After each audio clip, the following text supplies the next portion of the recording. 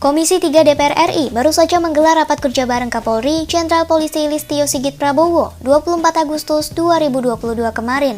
Dalam rapat ini, Kapolri diinterogasi seputar kasus kematian Brigadir Yosua. Ada beberapa keterangan yang disampaikan Listio, salah satunya soal internal Polri.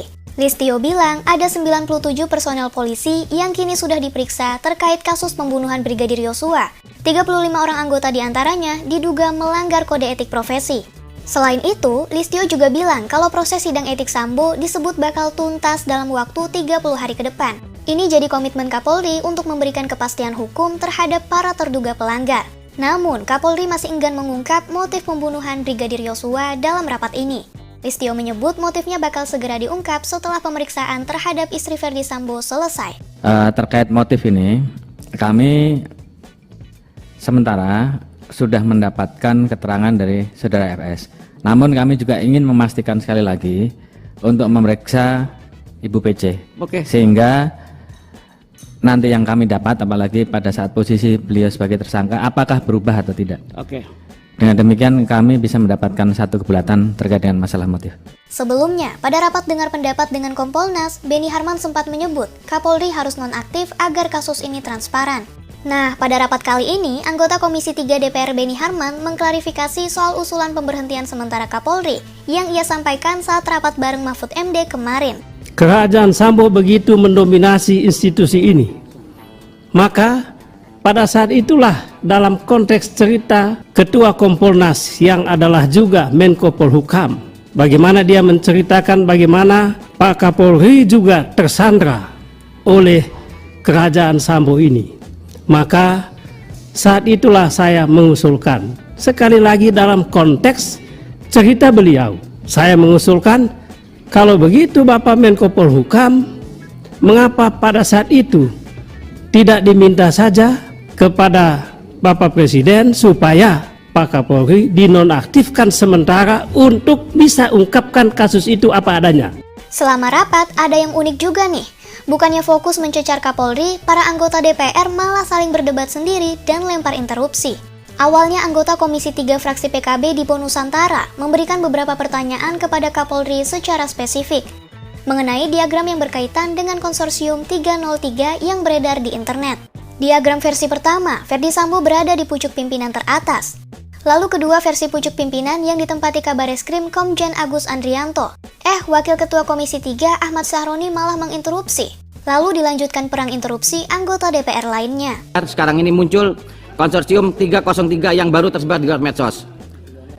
Pada bagian jaringan yang pertama, Pak Verdi Sambo berada di puncak struktur yang melibatkan beberapa jenderal bintang 1 dan bintang 2 serta beberapa nama sipil yang menjadi pemasok dana judi. Sedangkan pada bagian konsorsium Judi 03 yang baru menampilkan Kabareskrim Komjen Pol Agus Andrianto di puncak strukturnya, yang diduga menerima setoran bos judi online dari kelompok Medan. Pak Dipo, ya sekali Pak. saya interupsi. Lebih baik pertanyaannya adalah secara umum, jangan dibacakan satu persatu, takutnya nanti menyalahartikan kepada orang-orang yang ada di depan sini. Jadi izin pimpinan. Saya masih interupsi. Saya yang interupsi, saya bang anggota. Sebentar pimpinan. Hak anggota itu, maaf, pimpinan nggak bisa. Saya masih interupsi. Bentar, saya tulis juga pimpinan. Nggak boleh mengejas anggota bertanya. Apa tidak boleh memotong saya masih interupsi. Ya, saya lanjutkan Ketua. Saya juga orang hukum Ketua. Sudah doktor belum? Berbeda dengan rapat dengar pendapat Komisi 3 dengan Kompolnas, Komnas HAM, dan LPSK pada 22 Agustus 2022 yang sedikit panas, RDP kali ini terasa lebih adem.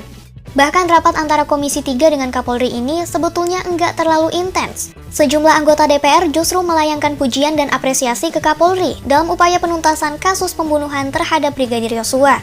Saya hakul yakin bahwa apa yang Bapak lakukan itu sudah on the track, Pak. Buktinya dari mana?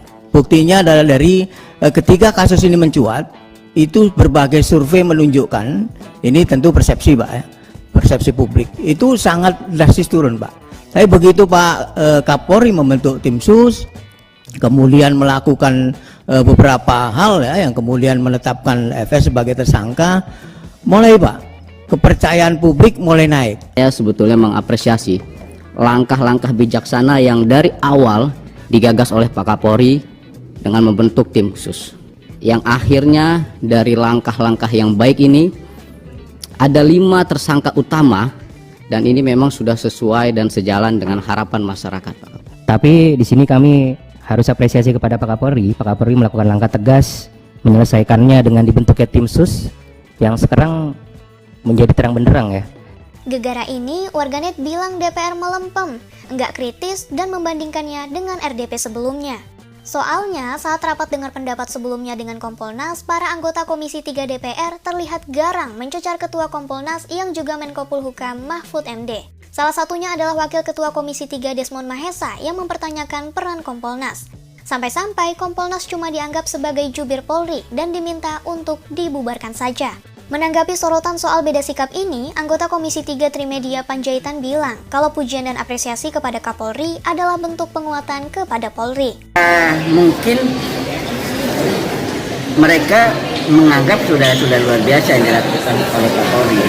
Tapi kan selain memuji, kita juga harus ada catatan-catatan kritis. Kalau bagi saya, memberikan penguatan kepada Kapolri, dia harus yakin bahwa dia didukung. Dan dia juga harus tough, jangan ya terutama gue bilang tadi leadership ya, dia juga harus menunjukkan leadership. Ngomong-ngomong soal kasus penembakan Brigadir Yosua, tersangka utama Irjen Pol Verdi Sambo dikabarkan mengirimkan surat pengunduran diri dari Polri pada 24 Agustus 2022 kemarin. Pihak Polri pun sudah menerima surat pengunduran dan akan memprosesnya lebih lanjut. Padahal Sambo sendiri mau mengikuti sidang etik hari ini secara tertutup. Ada suratnya, tapi sedang dihitung oleh tim sidang, karena memang ada aturan-aturan yang ada. Ya suratnya ada, tapi tentunya kan kemudian dihitung apakah itu bisa diproses.